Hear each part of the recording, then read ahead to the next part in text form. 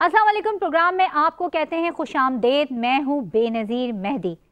और हुकूमत और अपोजिशन के दरमियान मुज़ाकरात की बाज़गश कई हफ्तों से, कई महीनों से सुनी जा रही है, मगर आज कौमी असम्बली के होने वाले इस इजलास में जिस तरह का हुकूमत की जानिब से और अपोजिशन की जानिब से रवैया था, वज़ीर आज़म पाकिस्तान की आमद पर जिस तरह का हुकूमत अपोजिशन ने एहतजाज किया, नारेबाजी की, और फिर दोनों तरफ से जो एहतजाज हुआ वो काबिल मज़म्मत है।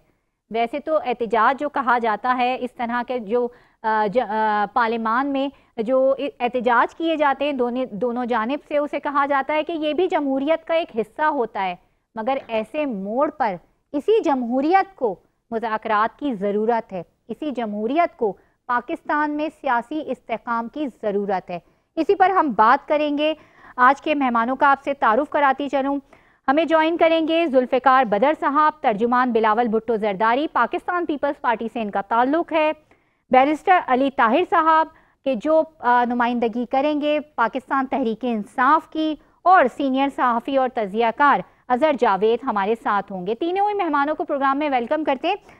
सबसे पहले मैं अज़हर जावेद साहब आपकी तरफ आऊँगी। और मुज़ाकरात की बात तो हो रही है, आज भी हमने देखा कि हुकूमत की जानिब से एक हुकूमती जो जमात है और उनके इत्तेहादी हैं, उनका इन कैमरा इजलास हुआ। बाद में ख़बरें सामने आई कि जो मुतालबात हैं, जो जवाबात हैं, वो PTI को हम लिख कर देंगे। मगर ये भी खबर सामने आई कि जुडिशल अटॉर्नी जनरल ने ब्रीफिंग दी जुडिशल कमीशन पर कि पूरी कमेटी ने, तमाम सियासी जमातों ने जुडिशल कमीशन बनाने की मुखालफत की। अब ये मुज़ाकरात आप कहाँ खड़े हुए देख रहे हैं सर? बहुत शुक्रिया बेनज़ीर साहब। सूरत हाल ये है कि देखें, मुज़ाकरात ही हल है आगे बढ़ने का, पाकिस्तान को सियासी मुश्किलात से निकालने का और मुआशी मुश्किलात से भी निकलने की एक कुंजी इन्हीं मुज़ाकरात में है। ये एक बहुत अच्छी और खुशाइंद बात है कि बहरहाल दोनों जो पार्टीज हैं, हुकूमती इत्तेहाद और जो तहरीक इंसाफ, उनके दरमियान बातचीत हो रही है। हमेशा सूरत हाल यही होती है कि कुछ ना कुछ लेना पड़ता है, कुछ ना देना पड़ता है, ले दे के बात आगे बढ़ती है। तो अब तक की जो मेरा ख्याल है जो पेश रफ्त है ये अभी तक खुशाइंदा, क्योंकि दोनों पार्टीज की तरफ से बात को, मुज़ाकरात को आगे बढ़ाने के लिए कहा गया है। हुकूमत देखें, एक हुकूमत पर ज्यादा जिम्मेदारी आती है हुकूमती इत्तेहाद में, क्योंकि बहुत सारे जमातें शामिल हैं, सिर्फ मुस्लिम लीग नून नहीं है, पीपल्स पार्टी भी है, दूसरे लोग भी हैं, तो उनको सोच समझ के फैसला करना होगा। लेकिन तहरीक इंसाफ जो है, तहरीक इंसाफ भी जो है उसको, उसकी बका, सियासी बका, क्योंकि उनके जो बानी हैं उनको सजा हो चुकी है, उम्र कैद की सजा हो चुकी है, उनको भी कोई रास्ता निकालना है तो इन्हीं मुज़ाकरात से निकालना होगा। उससे पहले तशद्दुद की सियासत, मुजाहरों की सियासत, एहतजाज की सियासत करके उन्होंने देख लिया कि उसका खातिर खा नतीजा नहीं निकला। तो मेरा ख्याल है कि हमें उम्मीद रखनी चाहिए कि इन मुज़ाकरा से कोई ना कोई अच्छा पॉजिटिव जो है चीज़ वो सामने आएगी। आपने अभी कहा कि बानी PTI को सजा हो चुकी है। साहबजादा हामिद आज ही ये बात कह रहे थे कि, और जब से ये सजा हुई है तब से, चाहे आप साहबजादा हामिद की बात कर लें, आप उमर अयूब की बात कर लें, आप शेख वकास अकरम की बात कर लें, आप असद कैसर की बात कर लें, सबका यही मौक़िफ़ है कि जो ये फैसला आया है 190 मिलियन पाउंड का या अलकादिर ट्रस्ट का, ये रद्दी की टोकरी से ज़्यादा नहीं है। और जब हम अपील में जाएंगे तो यही अदालतें जो हैं वो बाइज्जत बरी करेंगी, और ये फैसले को उड़ाना हाई कोर्ट में एक अपील की देर है, वो इतने कॉन्फिडेंट हैं। मेरा ख्याल है कि इनकी जो स्टेटमेंट्स हैं ये भी एक इनकरेजिंग है कि उनको पाकिस्तान के जुडिशियल सिस्टम पर एतमाद है। उन्होंने हाई कोर्ट की बात की है और ये बड़ा अच्छा एक शिफ्ट है कि तरीके इंसाफ जो है वो जो इंसाफ है वो सड़कों पे लेने की बजाय अदालतों से लेने की बात कर रही है। अब ये केस के मेरिट्स पे है कि वो केस पे उनको वो बरी होते हैं या केस में उनकी सजा बरकरार रहती है।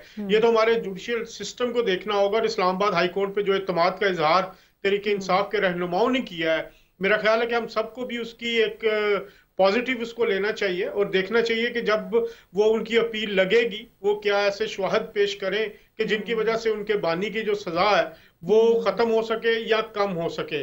लेकिन बहरहाल ये एक पॉजिटिव चीज है कि वो सड़कों से निकल के, डी चौक से निकल के इस्लामाबाद हाई कोर्ट की बात करते हैं, सुप्रीम कोर्ट की बात करते हैं और इंसाफ वहां से लेने की बात करते हैं। तो ये बात एक इस तरफ भी निशानदेही करती है कि जो फैसला साज कुव्वत है तहरीक इंसाफ में, वो बानी पीटीआई है जो कि अडयाला जेल में है। ये सब लोग जो भी मुज़ाकरात करते हैं उनकी गाइडेंस में करते हैं, उनके कहने पे करते हैं और फाइनल मंजूरी भी उन्होंने देनी है।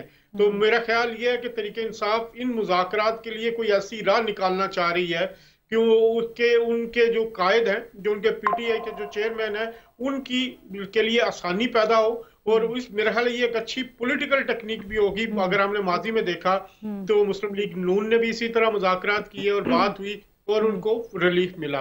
तो मेरा ख्याल है कि अब तक की जो डेवलपमेंट है वो पॉजिटिव नजर आ रही है।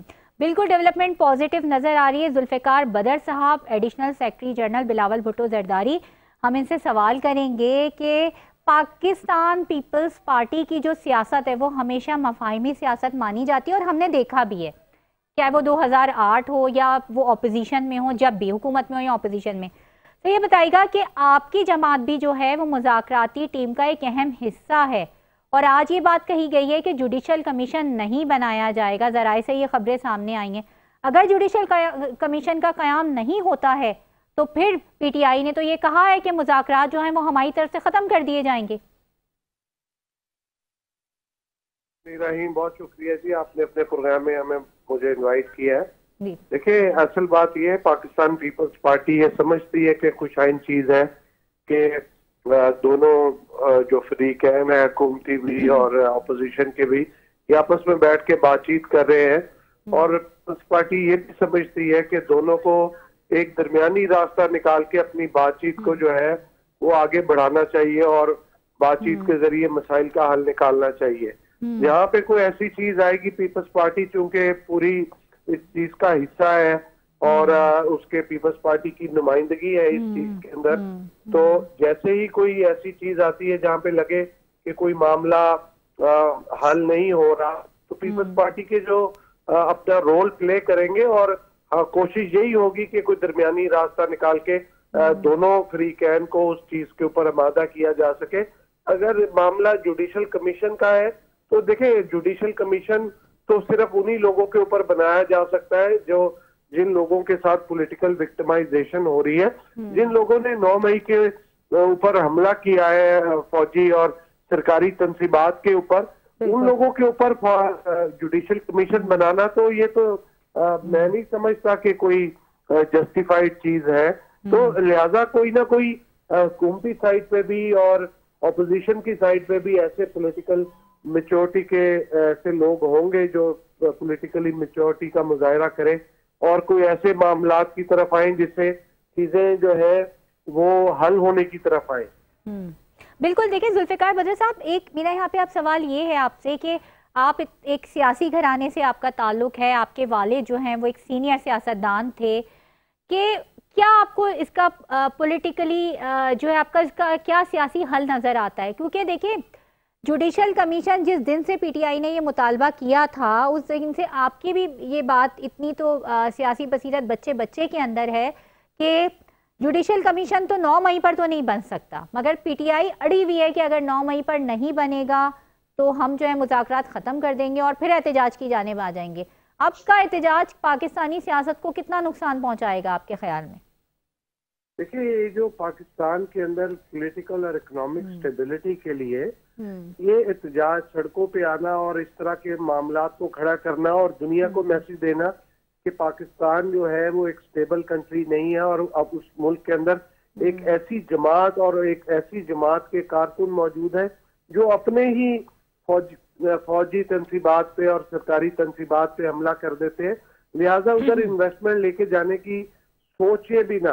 तो ये जो एक मैसेज पूरी दुनिया को है, इस सोच को हमने और इस परसेप्शन को चेंज करना है और वो उसको हेल्प आउट करने के लिए जो अपोजिशन की जमात है उनको अपनी परसेप्शन, उनको अपना जो वो आलाकार बन के इस किस्म के इक़दाम करते हैं कि सड़कों पे आके मामलात करते, उनको ये मैसेज देना है कि आपस में बैठ के हुकूमत के साथ बैठ के बातचीत के जरिए मसले का हल निकालने में ये इसमें कोई बहस नहीं कि अगर कोई ये कहे कि 2-3 मुलाकातों के अंदर ही सिर्फ ये मामला तय हो जाएंगे और चीजें जो है किसी तरफ कंक्लूजन की तरफ आ जाएंगी, ऐसा पॉसिबल नहीं है। इनको बैठ के बातचीत के जरिए दोनों को कॉन्फिडेंस बिल्डिंग मेजर लेने हैं। कोई चीजें हुकूमती पार्टी सामने रखेगी, अपनी कंसिडरेशन सामने लेके आएगी, कुछ ऑपोजिशन वाले सामने लेके आएंगे, और जिद के ऊपर अगर आप समझे, जिद के ऊपर आके अगर 1-2 पॉइंट की जिद बना के वो समझे कि जी हमने सिर्फ इन्हीं पॉइंट्स के ऊपर चल सकते हैं और इसके अलावा कोई चीज आगे नहीं चलेगी, तो ये फिर निगोशिएशन का हिस्सा नहीं होते। ये तो फिर जिद की सियासत है, और जिद की सियासत के ऊपर आपने देखा है कि पाकिस्तान और पाकिस्तान के अवाम को बहुत नुकसान हुआ है। तो इसका मतलब है कि अभी भी इन्होंने होश के नाखून नहीं लिए और अभी भी पॉलिटिकल मैच्योरिटी का मुजाहिरा नहीं करेंगे, तो फिर पाकिस्तान और पाकिस्तान के अवाम को यहाँ के एक पॉलिटिकल पार्टी जिसका जो है, जिसके अंदर से ऐसे लोग बैठे हैं, ऐसी सोच है जो पाकिस्तान को नुकसान पहुंचाना चाहते हैं, वो ही जिम्मेदार होंगे इस सारी चीज के। बिल्कुल, हम जिद की सियासत की आपने बात की, पीटीआई को रिप्रेजेंट कर रहे हैं बैरिस्टर अली ताहिर साहब, हम उन्हीं से बात कर लेते हैं। सर, ये जिद की सियासत क्या आप छोड़ेंगे, आप जिसने ऑलरेडी नुकसान पहुंचाया है तहरीक इंसाफ को? 26 नवंबर वाला एपिसोड आप ले लें, 9 मई वाला एपिसोड ले लें। अब ये है कि जिद की बात जब आई तो ये वो यूं आई कि जुडिशल कमीशन, आज कमेटी ने कह दिया, जो हुकूमती कमेटी है उसने कहा है कि जुडिशल कमीशन का क़याम मुमकिन नज़र नहीं आता। जो आपका मुतालबा है कि जुडिशल कमीशन नहीं बनेगा तो मुज़ाकरात ख़त्म हो जाएंगे, तो अब भी क्या जिद की सियासत की जाएगी पीटीआई की जानिब से? जी, बिस्मिल्लाहिर्रहमानिर्रहीम। Thank you very much for having me on the show.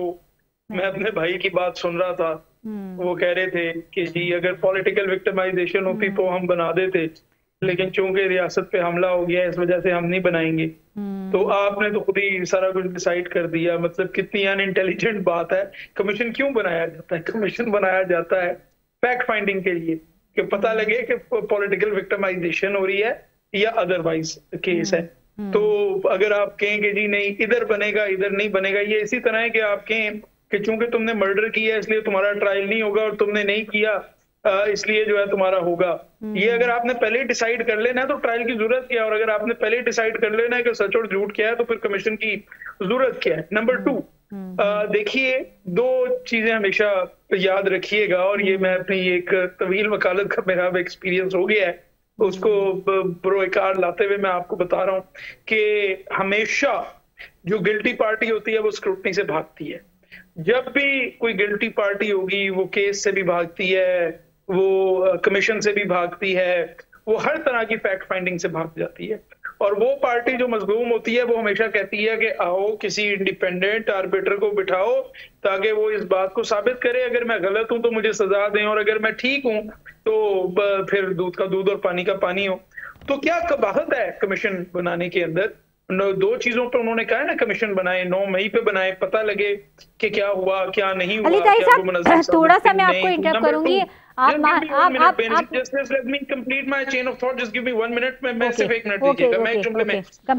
इसी तरह 26 नवंबर को पता लगे कि कौन एहतजाज कर रहा था और किसने गोली चलाई, तो अगर आपका दामन साफ है तो आप फिर पहले 5 मिनट में कहते हैं कि आइए जी कमीशन बनाते हैं और दूध का दूध और पानी का पानी हो जाएगा। लेकिन पीटीआई कहती है कि कमीशन बनाएं और आप भाग रहे हैं, तो मेरे ख्याल में इससे भी बड़ा कुछ एक्सप्लेन हो जाता है कि कौन गिल्टी है और कौन मजलूम है।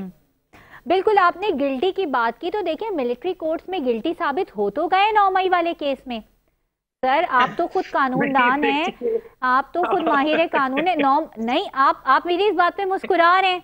9 मई में आप देखें सबको सजा हो गई और जिनको रिलीफ देना था 9 लोगों को उनको दे भी दिया, तो वो गिल्टी हो तो गए। अब किसको गिल्टी? बेनजीर साहिबा, मैं आपको बता रहा हूँ कि अगर हम दोनों का मिलिट्री ट्रायल हो ना तो मैं बेनजीर साबित हो जाऊंगा और आप अली ताहिर साबित हो जाएंगी। मिलिट्री कोर्ट्स को दुनिया में किसी जगह कोर्ट्स नहीं माना जाता। हमारे आईन में भी मिलिट्री कोर्ट्स की इजाजत नहीं है। ना उनके पास रिक्विजिट एक्सपीरियंस होता है, ना उनके पास रिक्विजिट क्वालिफिकेशन होती है। ये ऐसे ही है कि आप कहें कि आज से मिलिट्री पायलट्स होंगे, लेकिन तो सर 26वीं आईनी तरमीम के बाद तो मौजूद है ना कानून में थोड़ी सी नहीं, एब्सोल्युटली नॉट। 26वीं आईनी तरमीम का तो मिलिट्री कोड से कोई ताल्लुक ही नहीं है। नॉट अ सिंगल प्रोविजन, कोई एक प्रोविजन भी मिलिट्री कोड्स के मुतालिक नहीं है 26वीं आईनी तरमीम की। हाँ, अगर आप मुझे ये बताएं कि 21वीं आईनी तरमीम हुई थी जिसमें एपीएस के बाद इजाजत दी गई थी कि वो दहशतगर्द जिनको के कैटेगराइज किया जाएगा जुडिशली और उसके बाद उनके ट्रायल होंगे और उसका 2 साल का पीरियड था, तो जी 21वीं आईनी तरमीम हुई थी, वो उसका 2 साल का सन डाउन क्लोज था और वो खत्म हो गई। बट 26वीं आईनी तरमीम में तो ऐसा कोई किसी चीज का मिलिट्री कोर्ट से कोई ताल्लुक नहीं है। मिलिट्री कोर्ट्स के ऊपर इस वक्त जो सुप्रीम कोर्ट की डोमिनेंट जजमेंट है, मैं 21वीं कहना चाह रही थी, मैं 21वीं कहना चाह रही थी। वो 26वीं आईनी तरमीम अभी पास हुई तो मेरे मुंह से 26वीं निकल गया। अब आएंगे हम, चले तो हो जाता है, बट अगर आप 21वीं आईनी तरमीम को भी देखिए तो 21वीं आईनी तरमीम के अंदर 2 साल का सनडाउन क्लॉज था और वो 2023 में खत्म हो चुकी है। पार्लियामेंट ने उसको रिवाइव जी अली ताहिर साहब, जैसे आपसे बहुत सारी गलतियां हो गई, इस तरह सहाफियों से भी कभी कभी बहुत सारी गलतियां हो जाती हैं। हम आएंगे सीनियर सहाफी और तजियाकार अजहर जावेद साहब की तरफ। जावेद साहब, आपको क्या लग रहा है अजहर साहब कि अब ये कमीशन अगर नहीं बना तो फिर तमाम तर मामला कहाँ खड़े होंगे? पीटीआई अपने दिमाग में एक सिचुएशन बना के बैठी हुई है, नून लीग अपने दिमाग में एक सिचुएशन बना के बैठी हुई है, पीपल्स पार्टी कुछ और सोच रही है। अब ये तमाम सोच को मिलाकर हल कहाँ से निकलेगा? देखिए जी, मैं एक चीज जानता हूं कि जो ये मुज़ाकरात का आगाज है ये पाकिस्तान के लिए अच्छी चीज है और दोनों तरफ से अगर मुज़ाकरात पे बैठे हैं, दोनों टेबल पे बैठे हैं तो हमें इसकी हौसला अफजाई की जानी चाहिए। तहरीक इंसाफ भी जब मुज़ाकरात पे आई, वो एग्रीव्ड पार्टी है, उनका ये कहना है कि उनको इंतकाम का निशाना बनाया जा रहा है, उनके खिलाफ कार्रवाइयां हो रही हैं, उनके जो चेयरमैन है वो जेल के अंदर हैं और अब तो जब मुज़ाकरात शुरू हुए उस वक्त तो सिर्फ जेल के अंदर थे, अब उनको सजा भी हो चुकी है। और मेरा ख्याल है जो उन्होंने स्टार्ट लिया जुडिशल कमीशन से तो वो भी एक नरम साइड थी। उनका पहले मुतालबा होता था कि 2024 के जो इलेक्शन है, फॉर्म 47 वाली हुकूमत का जो ये इल्जाम लगाते थे, उन्होंने उस मुतालबे में वो भी चीज शामिल नहीं की। तो मेरा ख्याल है ये एक मिनी एजेंडे से उन्होंने शुरू किया, तो हमें मेरा ख्याल है इसको पॉजिटिव भी लेना चाहिए। बातचीत हो रही है, जब तक बातचीत फाइनल ना हो जाए तो हमें किसी किस्म का कोई नतीजा अक्स नहीं करना चाहिए।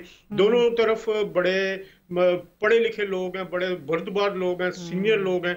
अगर हुकूमत की साइड देखें तो मुस्लिम लीग नून के साथ पीपल्स पार्टी है जिसका हमेशा से रिकॉर्ड रहा है कि वो उन्होंने मुसालियत की बात की है, उन्होंने मुफाहमत की बात की है। मुझे आज भी याद है जब दो दहाइयों तक मुस्लिम लीग नून और पीपल्स पार्टी के दरमियान एक सियासी कशमकश थी, सियासी जंग थी, लेकिन मोहतरमा बेनजीर भुट्टो शहीद नवाज शरीफ ने मिल बैठकर फैसला किया कि हमने उन इख्तलाफात को खत्म करके आगे लेके चलना। तो हमने देखा कि चार्टर और डेमोक्रेसी साइन हुआ जिसमें मोहतरमा बेनजीर भुट्टो की शहीद की सियासी मुफाहमत की झलक नजर आती थी। नवाज शरीफ साहब ने भी उसी पे, उन दोनों ने उसमें भी बड़े ऊपर नीच मामलात हुए, बहुत सारी मीटिंग्स हुई, बहुत सारी बैठक हुई। उसके बाद वो एक पाकिस्तान के लिए पॉजिटिव चीज आई जो जाते जाते मोहतरमा बेनजीर भुट्टो अपनी जान की कुर्बानी तो दे गई, लेकिन पाकिस्तान की एक सियासी रोड मैप दे गई उस चार्टर ऑफ डेमोक्रेसी की शक्ल में। उसके बाद हमने देखा कि आसिफ अली जरदारी साहब ने हमेशा मुफाहमत की बात की और उन्होंने चीजों को मुज़ाकरात से आगे लेके चले।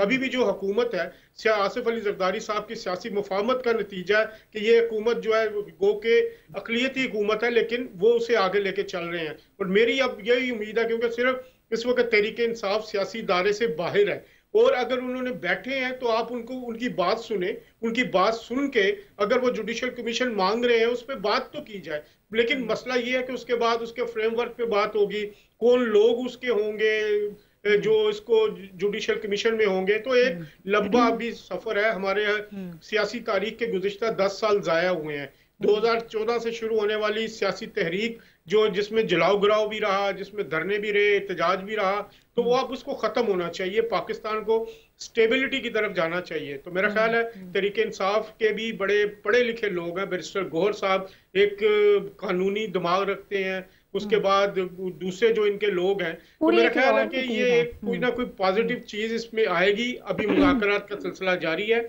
अभी तो सिर्फ लोग अपनी अपनी एक सियासी तुक्के लगा रहे हैं, लेकिन हमें ये चीज हौसला अफजाई नजर आती है कि ये लोग आखिर बैठे तो सही हैं।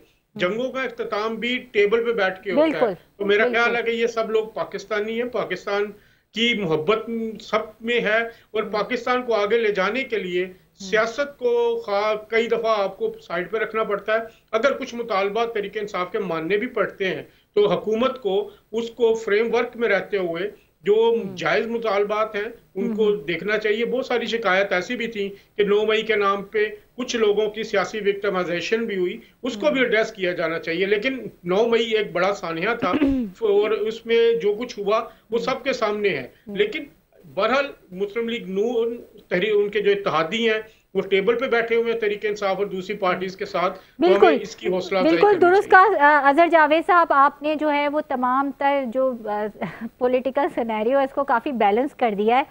अब मैं आऊँगी जुल्फ़िकार साहब आपकी तरफ। जुल्फ़िकार बदर साहब, ये बताइएगा कि पीटीआई के जो रहनुमा हैं साहबजादा हामिद सुन्नी इत्तेहाद कौंसिल के चेयरमैन भी हैं, उन्होंने ये कहा है कि अगर मुज़ाकरात नाकाम हो गए तो फिर दमादम मस्त कलंदर होगा। आप हुकूमत के अहम इत्तेहादी हैं, आपने हुकूमत को कोई मशवरा दिया है कि किसी तौर जो है वो इन मुज़ाकरात को कामयाब बनाया जाए, या कोई सालसी का किरदार अदा किया जाएगा पीपल्स पार्टी की जानिब से हुकूमत और अपोजिशन के दरमियान में? देखिए, पाकिस्तान पीपल्स पार्टी दो चीजों पे बिल्कुल बिलीव करती है। एक तो किसी भी पॉलिटिकल पर्सन के साथ पॉलिटिकल विक्टिमाइजेशन नहीं होनी चाहिए, और किसी भी सिविलियन का मिलिट्री ट्रायल नहीं होना चाहिए। लेकिन 9 मई के ऊपर जो लोग इन्वॉल्व थे, उन्होंने फौजी तंसीबात पे हमला किया, उनके ऊपर बिल्कुल उनको जो है वो एग्जाम्पल उनकी सेट करनी चाहिए और उनके ऊपर कोई भी कॉम्प्रोमाइज नहीं होना चाहिए। पाकिस्तान पीपल्स पार्टी हर वो रोल प्ले करेगी जिसके ऊपर बैठ के दोनों जो फ्री कैन है उनके मामलात हल हो सके, और पॉजिटिव हल करना चाहेगी, ताकि ये ना हो कि इसके अंदर मुल्क और कौम का फायदा है, और जो जिस चीज में मुल्क और कौम का फायदा है पीपल्स पार्टी हर उस चीज को अडॉप्ट करेगी। तो मेरे भाई ने अभी एक बात कही थी, मैं उसको बता दूं कि मैंने ये नहीं कहा था कि मैं ये कह रहा हूं कि हम जुडिशल कमीशन ही बनाएंगे। अगर जुडिशल कमीशन बनता है, हुकूमत बनाती है, तो हमें क्या इतराज हो सकता है। मैं तो अपनी राय दे रहा हूँ, जो मेरी एक जाती राय है, और जाती राय को सियासी जो है पार्टी की या हुकूमती राय की वो नहीं समझना चाहिए कि ये हुकूमती राय है।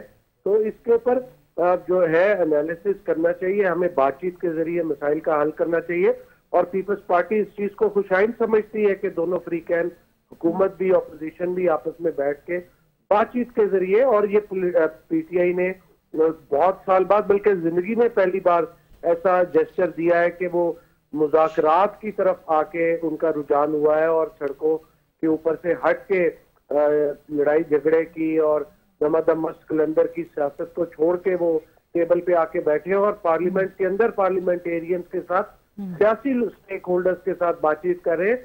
तो ये जो आपने जिनका साहब का जिक्र किया, अहमद साहब का, कि उनके अगर कहने पे ये सब लगता है कि मुज़ाकरात के नाकाम होने पर कोई दमादम मस्त कलंदर होगा, तो मैं फिर वही बात करूंगा कि अगर कोई ऐसी सोच रखता है तो एक तो वो पॉलिटिकल इमेच्योरिटी की बात करता है।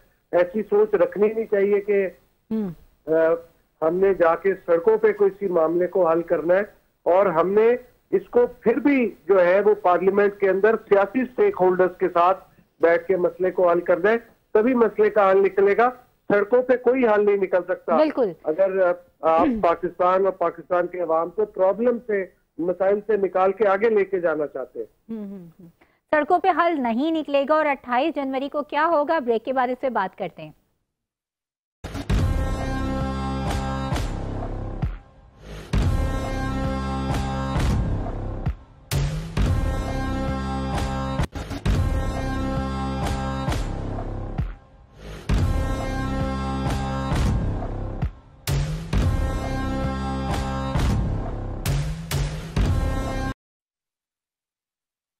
और ब्रेक के बाद आपको कहते हैं खुशामदेद। क्या दमादम मस्त कलंदर होगा, या फिर पीटीआई जो है वो मफाहिमत की तरफ आएगी, माजी से कुछ सबक सीखेगी?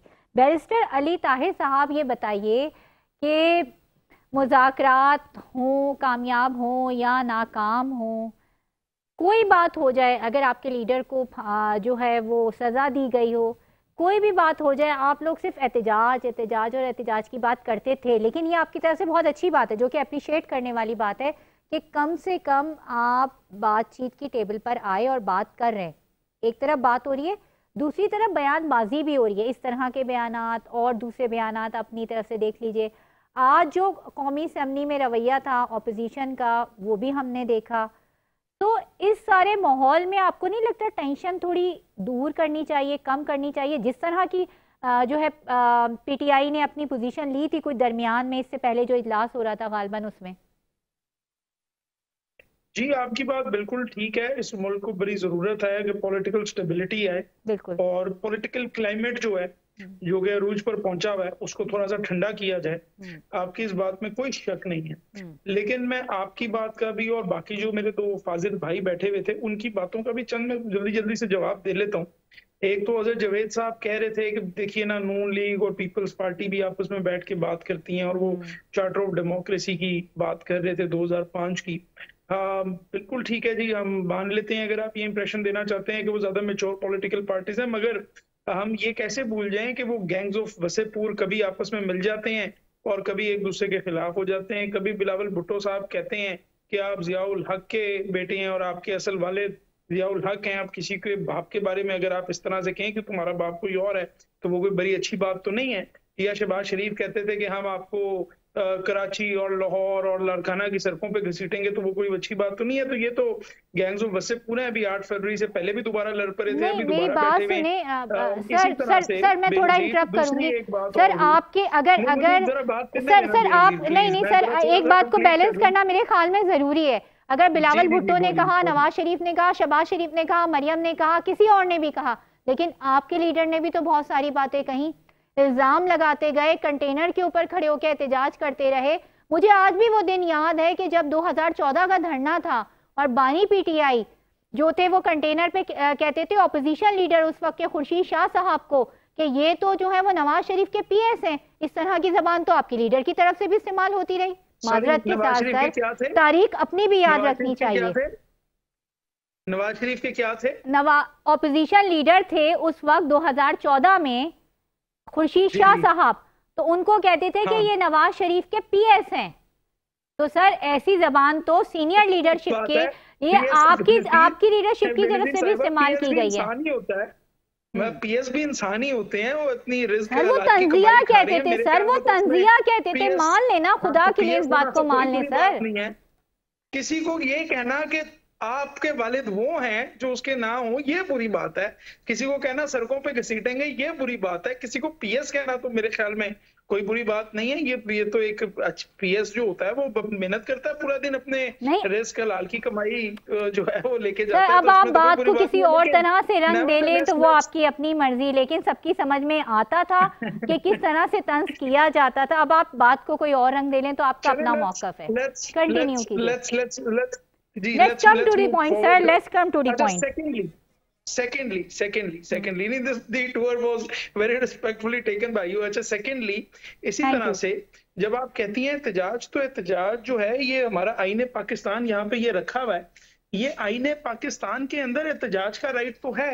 तो जब ये कॉन्स्टिट्यूशन के अंदर जो है एहतजाज का राइट है, तो हम एहतजाज को इतना बुरा क्यों समझते हैं? नहीं, हम नहीं बुरा समझ रहे। एहतजाज में जो सर वायलेंट आ जाता है ना, उसको बुरा समझ रहे हैं। क्या है वो किसी भी वजह से। कंप्लीट कर लूं अगर आप इजाजत दें, बिकॉज अगर मैं अपनी बात समझा नहीं सकूंगा क्लैरिटी के साथ तो जाहिर है मेरी बात फिर मिसकोट हो जाएगी। शायद हो सकता है मैं जो अगली बात करूं आप उससे एग्री ही कर जाएं, बट उसके लिए जरा आपको मुझे तो पूरी तरह से सुनना पड़ेगा। कंटिन्यू कीजिए आप अपनी बात। इस आइन के अंदर एहतजाज का राइट दिया गया है।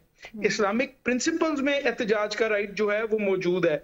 ये चीजें कब खराब होती हैं? चीजें तब खराब होती हैं जब आप एक पूरे का पूरा नेशनल इलेक्शन चोरी कर लेते हैं, जब आप लोगों को इस वजह से जेल में रखते हैं कि वो प्रेस कॉन्फ्रेंस करके 9 मई को कंडेम नहीं करते, और वो लोग जिनके ऊपर आपने 9 मई के केसेस बनाए होते हैं और वो प्रेस कॉन्फ्रेंस कर देते हैं, आप उनको कहते हैं कि आप बाइज्जत तौर पर घर चले जाएं। जब आप लोगों को कन्विक्ट करने के लिए क्रिमिनल कोर्ट्स के बजाय, जहां आपको पता है कि आपके पास एविडेंस नहीं है, लोग छूट जाएंगे, आप उनका मिलिट्री ट्रायल करते हैं, जहां पर आप लोगों का मैंडेट प्रॉपर्ली छीन लेते हैं, जहां पे आप एक लीडर की तस्वीर दिखाने पे पाबंदी लगा देते हैं, उसका नाम लेने पे पाबंदी लगा देते हैं। और मैं उस केस में वकील था, जब हाई कोर्ट उस नोटिफिकेशन को सस्पेंड कर देता है, उसके बाद भी आप प्रेशर डाल के किसी चैनल के ऊपर ना तस्वीर चलने देते हैं, ना उनका नाम लेने देते हैं, तो फिर अल्टीमेटली क्या बचता है? जब आप कॉन्स्टिट्यूशनल बेंचेस बना देते हैं, एक अनकॉन्स्टिट्यूशनल अमेंडमेंट करके लोगों को अगवा कर कर एक आईनी तरमीम करवा देते हैं, जब आप सुप्रीम कोर्ट के अंदर फूट डाल देते हैं, जब आप सुप्रीम कोर्ट की बात ना मानते हुए इलेक्शंस डिले करवा लेते हैं, जब आप एक पॉलिटिकल पार्टी से उसका सिंबल छीन लेते हैं, जब आप उसके बाद ट्राइब्यूनल फैसले देने लगते हैं तो उसके जजेस तब्दील करके उसके अंदर रिटायर्ड लोगों को लगा देते हैं, तो फिर अगर आप ये कहें कि इतना कुछ होने के बाद भी अगर एहतजाज ना हो, तो मेरे ख्याल में पैट्रियोटिज्म ये नहीं है कि आप एहतजाज ना करें। फिर पैट्रियोटिज्म ये है कि जब आपके मुल्क में आपके आइन और कानून की धज्जियां उड़ाई जा रही हो, तो फिर आपका एहतजाज करना बनता है।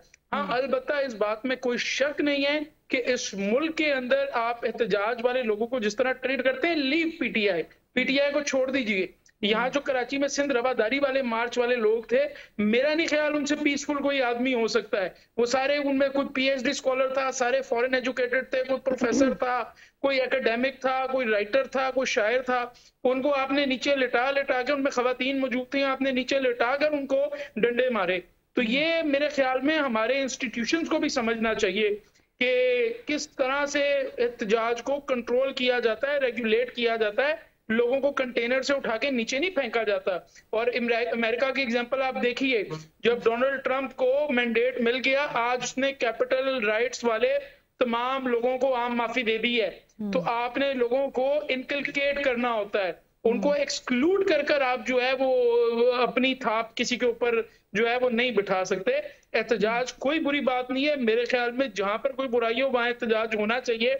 और दमादम मस्त कलंदर पे मेरे भाई जो है वो बदर साहब अभी कह रहे थे कि दमादम मस्त कलंदर बड़ी बुरी बात है। मैं भी आपको बिलावल की क्लिप उसी रात की भेजता हूँ जिस दिन वो कह रहे थे कि काम पे टांग रही है, कि वो भी दमादम मस्त कलंदर ही लगे हुए थे और वो भी लॉन्ग मार्च लेके निकले हुए थे। तो इसमें बेनजीर साहिबा को इसमें कोई बुरी बात नहीं है।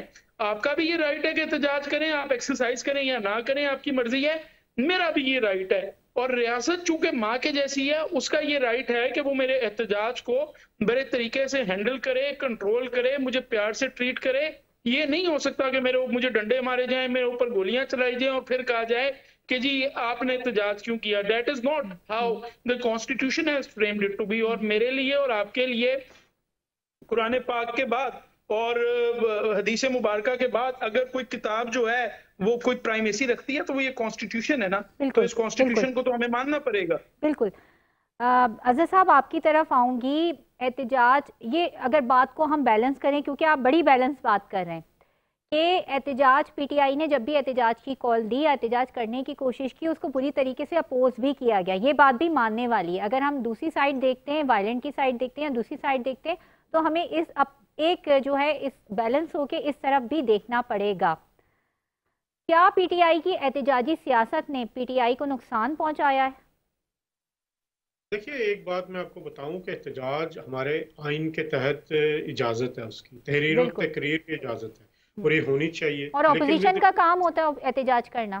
बिल्कुल, बट विद रिसेंट वो क्या कहते हैं, सर्टेन रिस्पॉन्सिबिलिटीज। अब हुआ क्या है, अब मसला ये है कि जब एहतजाज के लिए एक सूबे का वजीर आला अपने एक लश्कर के साथ आए, उस लश्कर में सरकारी आंसू गैस के सारी गने हों, उसके साथ मुसल्लह एहलकार हों, क्रेनें चल रही हों उसके साथ, और वो पूरा एक जो कानवाय है, एक लश्कर बनाता हुआ इस्लामाबाद पर चढ़ाई करे, तो क्या उसको पुरअमन एहतजाज कहेंगे? क्या जब वो यहाँ पर पहुंचते हैं उसके बाद उनकी तरफ से एक जो तशद्दुद का एलिमेंट है वो नजर नहीं आया? इस सारी सूरत हाल में मैं फिर ये कहूँगा कि एक जो बैठी है दोनों, ये एक पास्ट का हिस्सा इसे बनाना चाहिए।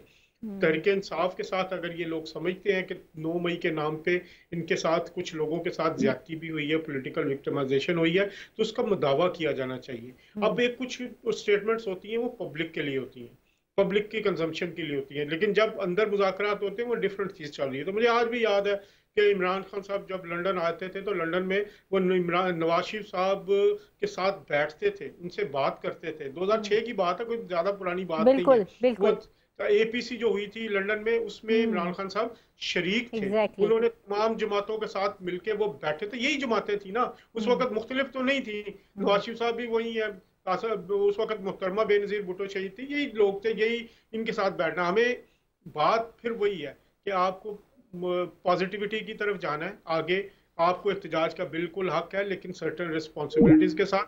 हुआ ये क्या कि लंदन में फसाद, ये UK में फसादात हुए, और उस फसादात के नतीजे में जो कानून हरकत में आया और 6 हफ्ते के अंदर अंदर लोगों को सजा हुई। हमें अपने अंदर, अब मुझे ये अभी बैरिस्टर साहब एक बात कर रहे थे कि वो कुछ चीजें गिनवा रहे थे, तो मुझे लगा शायद ये 2018 की जो इमरान खान साहब की हुकूमत उसमें ना हो। इमरान खान साहब तो न्यूयॉर्क अमेरिका में जाके कहते थे मैं इनका AC उतरवा लूंगा, मैं इनके साथ ये करूंगा वो करूंगा। उसके बाद हमें याद है कि सेनेट में इलेक्शन था, 34 लोग थे हुकूमत के पास उस वक्त की तरीके इंसाफ की, 64 वाला हार गया, 34 वाला जीत गया। हमें आज भी वो इल्जामात याद है कि RTS में इल्जामात लगे, 2018 में इल्जामात लगे कि 2018 में कि ये RTS की पैदावार हुकूमत है। इस तरह के बहुत सारी चीजें का ये भी कहा जाता रहा कि जनरल फैज हमीद जो है वो हुकूमत चलाते रहे, ये भी इल्जामात लगे कि कौमी असम्बली वो एक कर्नल चलाया करता था। तो यही तो पूरा करके दिया करता बात है, चाहे वो ये अब लगा रहे हैं ये जो पहले वाली हैं, लेकिन इनका हल क्या होगा? हल यही होगा कि ये जिस तरह अभी बैठे हैं खुशाइन है, ये आपस में बैठे हैं, और जो सबसे बड़ी खुशाइन चीज है कि पीपल्स जो तरीके इंसाफ है उसने फॉर्म 47 वाली हुकूमत का जो इनका इल्जाम है वो नहीं दोहराया, उन्होंने उसको एजेंडे में शामिल नहीं किया। तो इट मींस कि ये हुकूमत को मानकर बैठ रहे हैं। मुंह से तो बोल रहे हैं सर, मुंह से तो बोल रहे हैं, मुस्तकिल बोल रहे हैं। नहीं, ये उन्होंने लिख के दिया, मुंह से नहीं बोल रहे, अब तो उन्होंने लिख के दे दिया। एक पॉजिटिव चीज, अगर कोई वो पॉजिटिव चीज कर रहे हैं तो आप उन्हें आगे बढ़े, उनका हौसला बढ़ाएं। देखें इस वक्त जो भी है परेशानी का शिकार है, उनके साथ बहुत सारे लोग प्रॉब्लम्स में है। जब कोई क्या कहते हैं रिसीविंग एंड पे हो तो उनके रियासत है ना, रियासत का काम होता है कि अपने अवाम के सर पे हाथ रखे। अब जैसे इन्होंने बड़ी अच्छी एक मिसाल दी कि जो अमेरिका के राइट्स हैं उनमें जो लोगों को माफी दी गई, जो अभी आते ही डोनाल्ड ट्रंप ने किया, तो मेरा ख्याल है कि इनको भी एक दरख्वास्त करनी चाहिए रियासत से कि वो जो 9 मई में जिन पे इल्जामात है उनको आम माफी दे दी जाए। तो मेरा ख्याल है कि अगर वो आम माफी होती है उस तर्ज पे तो एक खुशाइन चीज होगी और वो बात 9 मई से फिर आगे भी बढ़ेगी। तो बिल्कुल जुल्फिकार बदर साहब, मैं आपकी तरफ आऊंगी। अब प्रोग्राम में थोड़ा ही वक्त बाकी रह गया, मैं चाहूंगी कि क्या 9 मई में अगर आम माफी का ऐलान कर दिया जाए या इस तरह की कोई बात हो जाए, अव्वल तो ऐसी चीज हो नहीं सकती।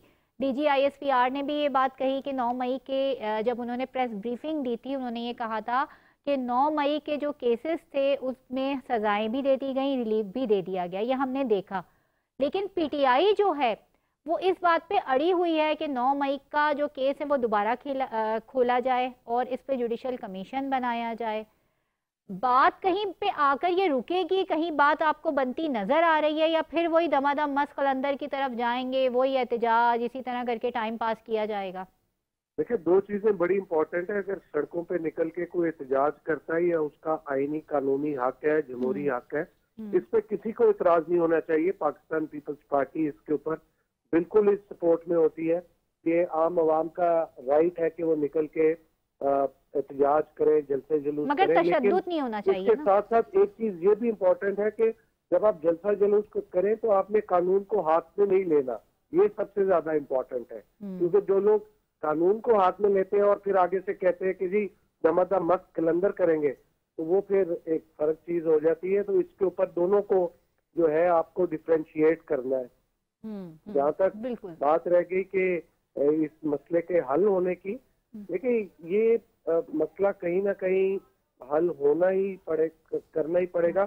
9 मई की आम माफी तो मुझे पता नहीं, अगर रियासत और फरीकैन आपस में बैठ के समझते हैं कि 9 मई के वाक़े की कोई आम माफी कर दे तो वो कर दे। मुझे तो अब नहीं नजर आता कि 9 मई के वाक़े की, क्योंकि अगर आपने 9 मई के वाक़े की आम माफी करनी है और उससे पहले जिन लोगों ने ये इक़दाम किया है उनको उस अपनी गलती का एतराफ करके माफी मांगनी पड़ेगी कौम से और मुल्क से, और ताकि उसके बाद फिर इसके ऊपर कोई सोचो विचार हो सकेगी, उसके बगैर नहीं हो सकेगी। अगर आप तो एक कहते हैं एक तो चोरी ऊपर से सीना जोरी, एक आप एक इकदाम करें, ऊपर से आप अपनी गलती भी तस्लीम ना करें और आगे से बोलें कि जी 9 मई की माफी आम माफी दे दीजिए, ऐसा पॉसिबल नहीं। लेकिन फिर भी ISPR ने आपके सामने बयान दिया कि इदारे ने बहुत बड़ा दिन दिखाया कि 19 लोगों को आम माफी दी, जिन लोगों ने एक पार्डन के लिए रिक्वेस्ट की थी, एप्लीकेशन दी और उन लोगों को पार्डन कर दिया गया।